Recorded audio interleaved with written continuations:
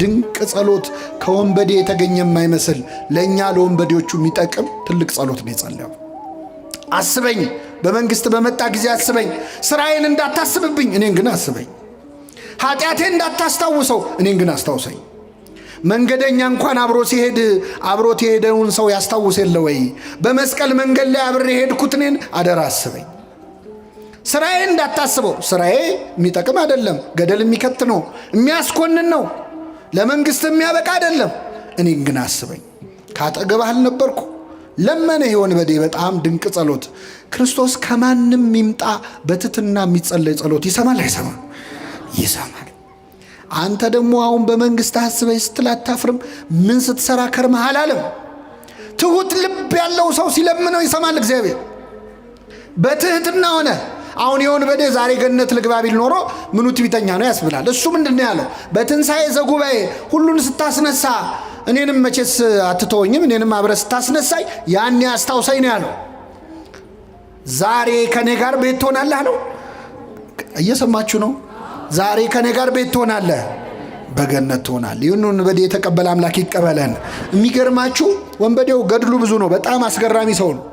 ጌታ ሆይ ብሎ ጌትነቱን፣ በመንግስት ብሎ መንግስቱን፣ በመጣ ጊዜ ብሎ ምጽአቱን፣ አስበኝ ብሎ ምህረቱን ጠየቀ።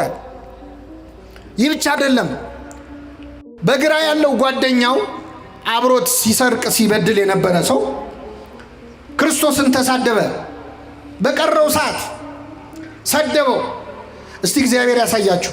ክርስቶስ ምን ያህል እንደተገረፈ ነግሬያቸዋል። የቆሰለ ሰው ይሰደባል ወይ? እንደዛ ስቃይ ላይ ያለ ይሰደባል ወይ? ተሳለቀበት። ራስህን አድን። እኔ በቤተ ክርስቲያን መከራ የሚሳለቁ ሰዎች ነው የሚመስለኝ ይህ ሰውዬ። የግራ ወንበዴዎች አሉ። አብያተ ክርስቲያናት ሲቃጠሉ፣ ምዕመናን ሲገደሉ ይበላቸው የሚሉ ሰዎች ማለት ይበላቸው። ራስህን አድን። አንተ ክርስቶስ አይደለህ? ሙት የምታስነሳ ድውይ የምትፈውስ እስቲ እንይ የሚሉ ማለት ክርስቶስን ዓርብ ዕለት ያልሰደበው አለ መሰላችሁ? እኔ ከሁሉም ይገርሙኝ መንገድ ኃላፊዎች ሰድበውታል። በዛ ጋር ሲያልፉ ሰድበውት ያለፏል። አያውቁትም እኮ ግን የሁሉ ሰው የሰደበው መቼስ የሆነ ችግር ቢኖርበት ነው ብለው ስድብ አዋጥተው ሄዱ ሰዎች። ስድብ ከማዋጣት ይጠብቃችሁ። እኛ ቢሆን የጻፍነው አባታችን እንጀራችን ውስጥ ብለን ነው የምንጀምረው። መጀመሪያ ሆዴን ነው፣ ስጋዊ ነው ልመናችን። ይህ ወንበዴ ግን አስቀድማችሁ ጽድቁን መንግስቱን እሹ ነው ያለው። እስቲ መቼ ነው ስዕለት ሲሳል ለንስሐ አብቃኝ ብዬ ተስዬ ነበር የሚል ስለት ሰምታችሁ? ለቁርባን አብቃኝ የሚል ስለት፣ የቤተ ክርስቲያንን መከራ አቁምልኝ የሚል ስለት፣ እስቲ በቃችሁ በለን የሚል ስለት። እዚህ ያለ ሰው ንስሐ ቢገባ ጸጥ እንደሚል ታውቃላችሁ ማዕበሉ። እዚህ ያለው ሰው ብቻ ንስሐ ቢገባ ማረኝ ቢል ዝም ብሎ የውሸት አይደለም፣ ግን ንስሐ መግባትም አንፈልግም። ለምን? እምንሰራው የቀረ ብዙ ኃጢአት አለ። ብዙዎቻችን በነገራችን ላይ ንስሐ እንዳንገባ የሚያደርገን ያለፈው ኃጢአታችን አይደለም፣ ለወደፊት ልንሰራ ያሰብናቸው ኃጢአቶች ናቸው። እቅዶቻችን ናቸው የሚያስፈሩን። ገና የቀረ ፕላን አለን። ስለዚህ አይቀስ ብዬ በኋላ ገባለው እንድንል ያደረገን ገና ከኃጢአት ፍቅር ስላልተላቀቅ ነው። አምላካችን ያላቀን። በመንግስት በመጣ ጊዜ ምን በለኝ አለ? አስበኝ። ዛሬ ከኔ ጋር በየት ትሆናለህ አለው? በገነት ትሆናለህ አለው። ይህ ወንበዴ 10 ደቂቃ ባልሞላች ጊዜ ውስጥ ነው ክርስቶስን አናግሮ ንስሐ ገብቶ ገነት የገባው። እኛ ጊዜ የለኝም ወደ እግዚአብሔር ለመመለስ እንላለን። ሰበብ ምን ቢዚ ብትሆን፣ በስራ በትምህርት በማህበራዊ ህይወት ብትወጠሩ ከዚህ ወንበዴ በላይ አልተቸነከራችሁ። ሰበብ የለንም።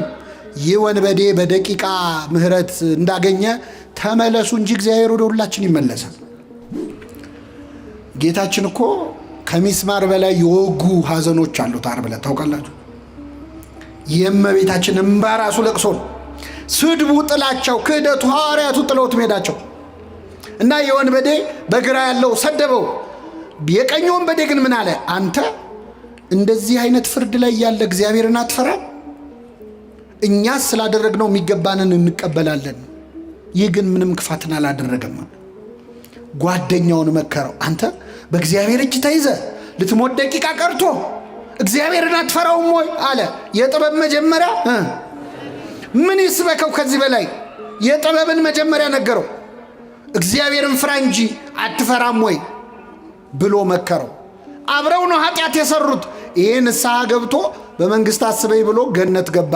ያ ግን በቀረችው ዕድሜ እስከ ዛሬ ኃጢአት የነበረው የምግባር ችግር ነው፣ የክህደት ጨምሮበት የሃይማኖት ችግር አድርጎት ተኮነነ። ሁላችንም የሆነ ጓደኛ ይኖረናል። አብረን ኃጢአት እንሰራለን፣ አብረን ግን ንስሐ እንገባ። አብረን እንጠጣለን፣ አብረን እንሰክራለን። ና እንጠጣ፣ ና እናመንዝር፣ ና እንጨፍር፣ ና እንስከር የሚል ጓደኛ አለ። ና ንስሐ እንግባ የሚል ግን የለም። አብሮ መበደል እንጂ አብሮ ይቅር በለን ማለት እኮ አንችልም። ጓደኛ ማለት ለኃጢአት የሚጠራህ አይደለም፣ ለንስሐ የሚጠራህ ነው። ይህ ወንበዴ ከጎኑ ያለውን አብሮት የተሰቀለውን ጓደኛውን እግዚአብሔርን ፍራ እንጂ ብሎ መከረው። አንድ ሁለት፣ እኛ ስላደረግነው የሚገባንን እንቀበላለናል። ለተረገመው የመስቀል ሞት የሚያበቃ ኃጢአትን ምን ብለናል? ሰርተናል አለ። ተአምኖ ኃጣው ማለት ኃጢአቱን አመነ። ሶስተኛ፣ ማንም ያልመሰከረው ምስክርነት ሰጠ። ከኔ ጋር በሉ፣ ይህ ግን አይሰማም። ምንም ክፋትን አላደረገም። ማንን ነው? ክርስቶስ። ዓርብ ዕለት ክርስቶስን ምንም ክፋት አላደረገም ብሎ የመሰከረለት ሰው አለ? አይናቸውን ያበራው ሰዎች አይኔን አበራው እንጂ ምን አጠፋ ብለዋል አላሉ? 12 ዓመት ደም ይፈሳት የነበረች ሴት ደሜን ቀጥ አረገው እንጂ ምን አረገ አላለች። አንድ ሰው እኮ ሊመሰክር አልመጣም። አይገርምም? 38 ዓመት የተኛው ያ በሽተኛ አልጋን ተሸክመ ሂድ ብሎ ክርስቶስ የፈወሰው ታሞ የተነሳ እግዚአብሔር ረሳ። የሚገርማችሁ ሐሙስ ዕለት ክርስቶስ ሊቀ ካህናቱ ፊት ሸንጎ ቀርቦ በጥፊ መታው። አንድ ሰው እየመጣና ሲመታው ለምን ትመታኛለህ አለ ክርስቶስ። ለምን ትመታኛለህ አለ። እንዴ ክርስቶስ ያ ሁሉ ጅራፍ ሲወርድበት ለምን ትመቱኛላችሁ ብሏል? ይሄ ሰውዬ በጥፊ ሲመታው ግን ለምን ትመታኛለህ አለ። ለምን መሰላችሁ? መጥቶ የመታው ሰው 38 ዓመት ከተኛበት አልጋ ያዳነው ሰው ነበር። ስለዚህ ክርስቶስ ያመመው ጥፊው አይደለም፣ ባዳነው ሰው እጅ መመታቱ ነው። ጥፊው አይደለም ያመመው። ክፉ ተናግሬ ከሆነ ስለ ክፉ መስክርብኝ፣ አልጋህን ተሸክመ ሂድ ከማለት ውጭ ምን ክፉ ቃል ተናግሬ ያለው? መልካም ተናግሬ ከሆነ ግን ስለምን ትመታኛለህ አለ። አምላካችንን በኃጢአት ከመምታት ይሰውረን በእውነት። አዎ እሾህ ደፋ ሲባል እሾህ ይመስላችኋል? ጌታችን የደፋው እሾህ የተባለው ምንድን ነው? ኃጢአት እኮ ነው። አዎ እሾህም ማነቀው የሚለውን ሲተረጉም ወንጌል ምን ይላል? የባለጸግነት ምኞት፣ የዚህ ዓለም ምኞት ነው ይላል። ኃጢአት ነው። ስለዚህ ክርስቶስ እሾህ ሆኖ የወጋው በአዳም ምክንያት ምድር ካንተ የተነሳ ምንን ታበቅላለች? እሾህን የተባለውን እሾህ ክርስቶስ ዘውድ አድርጎ ደፋው። ጌታችን የደፋው የኔና የናንተን ኃጢአት ነው የተሸከመው። ስለዚህ ዛሬ ኃጢአት ስንጨምር እሾህ ነው እየጨመርንበት ያለ ነው። ወረና ወደ ጌታው ጸለየ። ጌታ በመንግስት በመጣ ጊዜ ምን በለኝ አስበኝ። ምን አይነት ሰው ነው? አድነኝ እንኳን አላለም። ከመስቀሉ አውርደኝ፣ ችንካሬን ንቀለው አላለም። ችንካሬን አትንቀለው፣ ኃጢአቴን ግን ንቀለው። ኃጢአቴን ንቀልልኝ፣ ቁስሌን አትፈውሰው፣ ስርየት ግን ስጠኝ። ወደ ምድር አትመልሰኝ፣ ምድር ላይ ዕድሜን አትጨምረው፣ የሰማዩን አቅናልኝ፣ አስተካክልልኝ። አስቀድማችሁ ጽድቁንና መንግስቱን ፈልጉ፣ ሌላ ሁሉ ምን ይልላችኋል? ይጨመርላችሁ። ገብቶታል ይሆን? በዴ ምን አይነት ሰው ነው በእውነት? አስገራሚ ጸሎት ጸለየ። ይህን ጊዜ ጌታ ምን አለው? እውነት እልሃለሁ ዛሬ ከኔ ጋር በገነት ትሆናለህ አለው። ጥያቄውና መልሱ አይገናኝም። ወንበዴ የጠየቀው ምንድን ነው? በመንግስት በመጣ ጊዜ ምን በለኝ። ክርስቶስ የመለሰው በመንግስቴ በመጣው ጊዜ አስብሃለሁ አይደለም። መቼ ነው ያለው? አይሰማም። ዛሬ ከኔ ጋር በገነት ትሆናለህ አለው። በጣም ይገርማል ቸርነቱ።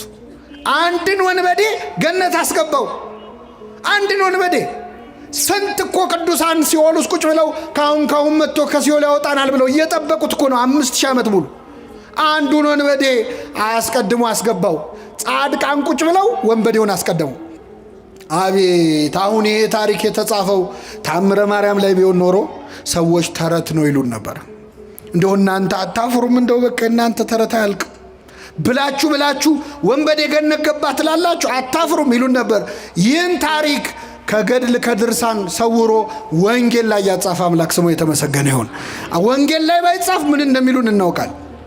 እንዴት እስቲ አታፍሩም? አሁን አንድ ወንበዴ ገነት ገባ ስትሉ እኛ ልናፍር እንችላለን። እግዚአብሔር ግን አላፈረበትም። አስገባው። ከፈለገ በገንዘቡ የፈለገውን ማድረግ ይችላል አይችልም? በላይ ሰብ አሁን በጥርኝ ውሃ በትንሽ ውሃ ገነት ገባ ሲባል ደማቸው የሚፈላ ሰዎች እንዴት በትንሽ ውሃ ይላል? ውሃው በበርሜል መሆን ነበረበት። እግዚአብሔር በትንሹ ማዳን ይችላል አይችልም? በጥቂትም በብዙም ማዳን ለእግዚአብሔር አይቸግረውም ነው እና አስገባው። ግን ገርሞናል መቼስ የእግዚአብሔር ምሕረት እኮ በጣም ይገርማል። ለእኛ አይምሮ እኮ ይከብዳል። እኛ ለራሳችን እንኳ ይቅርታ እናደርግም። እሱ የሚምረንን ያህል እሱ የሚተውልንን ያህል እኛን ተውም ለራሳችን። አንተ ራስን ይቅር ባትለው ራሱ እግዚአብሔር ይቅር ይልሃል፣ ይምርሃል። እና አንዳንዴ ምሕረቱ ከሰው አይምሮ በላይ ሆነና አይ እዚህ ጋማ ይበቃል እንላለን። እኛ እስከሆነ ልክ ስለሆነ ይቅር የምንለው እግዚአብሔርም እንደኛ እንዲሆን እንጠብቃለን። እንደሱ ግን እንደዛ አይደለም። እኛ ሰው ለመጥላት ሰበብ ነው የምንፈልገው፣ እግዚአብሔር ሰው ለመውደድ ሰበብ ነው የሚፈልገው። እኔ በምን ልቀየመው እያለ ነው እኛ መከራ የምናየው፣ እሱ ደግሞ በምን ልማረው ብሎ ነው መከራ የሚያየው። እንደውም አንዱ ባለቅኔ ምን አሉ መሰላቸው? ይሄ ሰውዬ እድሜው ሙሉ ወንበዴ ነው አይደለ? ብዙ ነገር ሲሰርቅ ነው የኖረው። ባለቀ ሰዓት ምንድነው የሰረቀው ካላችሁ ገነትን። ምንን ሰረቀ? እዛው መስቀል ላይ። አይገርምም? እንደ ወንበዴ ነገር እኮ እዛ ጨረሰ። ኪሩብ እዛ ሰይፍ ይዞ ገነትን ይጠብቃል። እሱ ከባለቤቱ ጋር ተነጋግሮ ቁልፍ ተቀብሎ መጣ። ሲያየው ደነቀው። ግብረ ሕማማት ሲነበብ ሰምታችኋል? ቅዱስ ያዕቆብ ዘስሩግ እንዴት አድርጎ እንደጻፈው። አንተ ማነ አብርሃም ነህ እንዲህ ያለው ሲያየው፣ ያ እንግዳ ተቀባዩ አብርሃም ነው ወይ? ማ እኔ አለ የቀኝ ወንበዴ። እኔ እንግዳ ልቀበል? እንግዳ ካገኘው ሳልዘርፍ አልሸኝም አለ። እንግዲያው አንተማ ዳዊት ነህ፣ አንተማ ገሌ ነህ እያለ የጻድቃንን ስም ጠራለት፣ ደረደረለት። አይደለውም። ታዲያ ማነ? እኔ ወንበዴ ነኝ፣ ሌባ ነኝ፣ ቀማኛ ነኝ። እንዴት መጣህ እዚህ? የእሳቱን ባህር እንዴት ተሻግረ መጣህ አለው። የክርስቶስን የደሙን ማህተም ሲያሳየው በልና ግባ አለው። የደሙን ማህተም ይዘን የማናልፈው በር አለ? የለም። አስገባው። ስጋውን ደሙን ተቀበሉ የሚባለው ለዚህ ነው። ስጋውና ደሙን ተቀብለን የማናልፈው በር የለም። ስጋዬን የሚበላ ደሜን የሚጠጣ ምን አለው ብሏል ክርስቶስ። ስጋውን ደሙን ተቀብለን የማንገባበት በር የለም። ገባ ይሄ ወንበዴ እና አስደናቂ ምሕረት ለዚህ ወንበዴ አደረገለት። ልመናውና መልሱ ግን የተለያየ ነው። ዛሬ ከኔ ጋር ቤት ትሆናለህ። እግዚአብሔር ጥቂት ሲለምኑት ብዙ የሚሰጥ አምላክ ነው። በዕለተ ዓርብ ደግሞ ከሁለት ወንበዴዎች መሃል ተቆጥሮ እኛን ከጻድቃን ጋር አምላካችን ሊደምረን እሱ ከኃጢአተኞች ጋር ተቆጥሯል። ስለ እኛ ከኃጥአን ጋር የተቆጠረ አምላካችን እኛን ከጻድቃን ጋር ለመቆጠር ያብቃል። ክርስቶስ ስለ እኛ ተሰቅሏል፣ እርሱ ስለ እኔ ተሰቀሉ አላለም። ስለ እኛ ሞቷል፣ እርሱ ስለ እኔ ሙቱልኝ አላለም። እኔ ሞቻለሁ፣ እናንተ ለእኔ ኑሩ ነው ያለው ክርስቶስ። እኔ ስለ እናንተ ከኃጢአተኞች ጋር ተቆጥሬያለሁ፣ እስቲ እናንተ ለእኔ ብላችሁ ከኃጢአተኞች ቁጥር ውጡ ነው ያለው። እሱ ከሰካራሞች ጋር ተቆጥሯል፣ እናንተ ከስካር ውጡ። እሱ ከዘማውያን ጋር አብሮ በልቷል ጠጥቷል፣ እስቲ እናንተ ከዝሙት ለእኔ ብላችሁ ውጡ ነው ያለው እንጂ ሞቻለሁና ሙቱልኝ አላለም። ተሰቅያለሁና ተሰቀሉ አላለም። ስጋን ከክፉ ምኞቱና መሻቱ ጋር ስቀሉት ነው ያለው ቅዱስ ጳውሎስ እንዳለው ማለት። ሰሎሞን ጸሎት ጸለየ። ይገርማቸዋል። መጣና መቅደሱን ሰርቶ ተንበረከከ። ምን ብሎ ጸለየ መሰላችሁ? እንደው ጌታ ወይ ሌላ አይደለም ጥበብንና ማስተዋልን ስጠኝ አለ። ሲለው ምን አለ እግዚአብሔር? ሀብት አልለመንከኝም፣ ዝና አልለመንከኝም፣ ወይም ደግሞ ጠላቶቼን ድል የምነሳበት ኃይል ስጠኝ አላልክም። አንተ የለመንከው ጥበብና ማስተዋልን ስለሆነ ሀብቱንም ዝናውንም ድል መንሳቱንም ጨምሬ ሰጥቻለሁ አለ። እግዚአብሔር ትንሽ ሲለምኑት ልመናው ደስ ካለው ያለመንከውን ይጨምርልሃል። አንዳንድ ነገር ከማይጠበቅበት አቅጣጫ ይሰማል እኮ አይደል? ከማንገምተው እና ይህ ወንበዴ እስከ ዛሬ ቅዳሴ አድርገን የምንቀድሰው ጸሎት ነው የጸለየው። ተዘከረን እግዚኦ በውስጥከ ብላ ቤተ ክርስቲያናችን ይህንን ድንቅ ጸሎት ቅዳሴዋ ላይ እስክታስገባው ድረስ ለምን የሰራ ጸሎት ነዋ። አንድን ወንበዴ ለገነት ያበቃ ጸሎት ነዋ። ስለዚህ ለወንበዴ ልጆቼ ይጠቅማቸዋል ብላ ቤተ ክርስቲያን ቅዳሴዋ ላይ እስክታስገባው ድረስ የደረሰ ድንቅ ጸሎት ጸለየ። ጌታ ሆይ በመንግሥትህ በመጣ ጊዜ ምን በለኝ አስበኝ አለ። ቃሉ ተደጋጋሚ ስለሆነ ስለሚነገር አዲስ ነገር ያለው አይመስለንም። እስቲ ከኔ ጋር በሉ ጌታ ሆይ ምን ሆይ?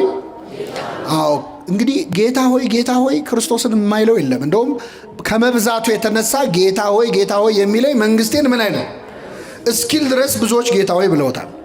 ይህ ወንበዴ ግን ጌታ ሆይ ብሎ ክርስቶስን የጠራው በዕለተ ዓርብ ነበረ። ዓርብ ዕለት ክርስቶስን ጌታ ሆይ ብሎ የጠራው ሰው የለም። ሌላ ቀን አሳና እንጀራ አበርክቶ ሲያበላቸው በልተው ሲጠግቡ ጌታ ሆይ እንዴት ዋልክ ያሉት በጣም ብዙ ሰዎች አሉ። ሙት ሲያስነሳ፣ ድውይ ሲፈውስ፣ ሽባውን ሲተረትር አይተው ጌታ ሆይ ያሉት ብዙ አሉ። የደስታው ቀን ማለት የስቃዩ ቀን የመከራው ቀን ግን በዓርብ ዕለት ማን ነው ክርስቶስን ጌታ ሆይ ብሎ አክብሮ የጠራው? ዓርብ ዕለት ጌታ ሆይ ያሉት እነማን እንደሆኑ ታውቃላችሁ? በጥፊ የመቱት የሮም ወታደሮች ናቸው። ጨርቅ አምጥተው ፊቱን አለበሱት፣ በጥፊ መቱትና ጌታ ሆይ ማን ነው የመታህ? ትንቢት ተናገር አሉት ይላል።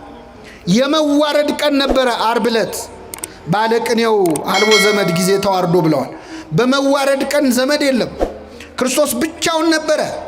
በስቃይ ቀን ማን አብሮት አለ? በመከራ ቀን አብረውት የዋሉ በዋለበት ውለው ባደረበት አድረው የቃሉን ትምህርት የእጁን ታምራት ያዩ አሳ እንጀራ ሲያበረክት የበሉ የጠጡ ሐዋርያቱ እኮ ከዮሐንስ በቀር እግሬ አውጪኝ ብለው ነው የሸሹት። ብቻውን ነበረ ጌታ፣ ዘመድ አልነበረውም። የመከራ ቀን ማን ከሱ ጎን መታየት ይፈልጋል? ደብረ ታቦር ጌታ ሆይ በዚህ መሆን ለእኛ መልካም ነው ያሉነ ጴጥሮስ፣ ቀራንዮ ላይ ግን በዚህ መሆን ለእኛ መልካም ነው አላሉ። ሸሽተዋል፣ አመልጠዋል። ክርስትና በደስታ ቀን መገኘት ብቻ አይደለም፣ በቀራንዮ ቀን መገኘት ነው። በስቃይ ጊዜ መገኘት ነው። በተገረፈ ቀን መገኘት ነው። ንግስ ላይ መገኘት ብቻ አይደለም። ማመስገን፣ መዘመር፣ ከበሮ መምታት፣ እልል ማለት ብቻ አይደለም። የሐዘኑንም ቀን መካፈል ያስፈልጋል። አሁን ቤተ ክርስቲያን የሐዘን ጊዜ ላይ ነው ያለችው ነው አይደለም? ምእመናን አሁን እኛ እዚህ ተረጋግተን ቃሉን በምንሰማበት በዚህ ቅጽበት ካሁን ምን መጣ እያሉ እየተጨነቁ ያሉ ክርስቲያኖች አሉ። ካሁን ምን መጣ እያሉ እኛ የዛሬ 2000 ዓመት ስለተሰደደችው እመቤታችን አይደል እንደ ማህሌት ምን ቆመው እንደርሱ ከማሐዘን ወተሰዶ እያለን እንደርሷ ያለ ስደት መከራ የደረሰበት እያለን እንዘምራለን። ስዕሏን ይዘን ሕፃን ታቅፈው መከራ የተቀበሉ እናቶች ግን እዚሁ ሀገራችን አሉ። ልጆቻቸው እጃቸው ላይ መከራ የተቀበሉ። የዚህ ቀን ነው እውነተኛ ክርስቲያን የሚታየው። ዮሐንስን ሆኖ ለመገኘት አምላካችን በቸርነቱ ይርዳል።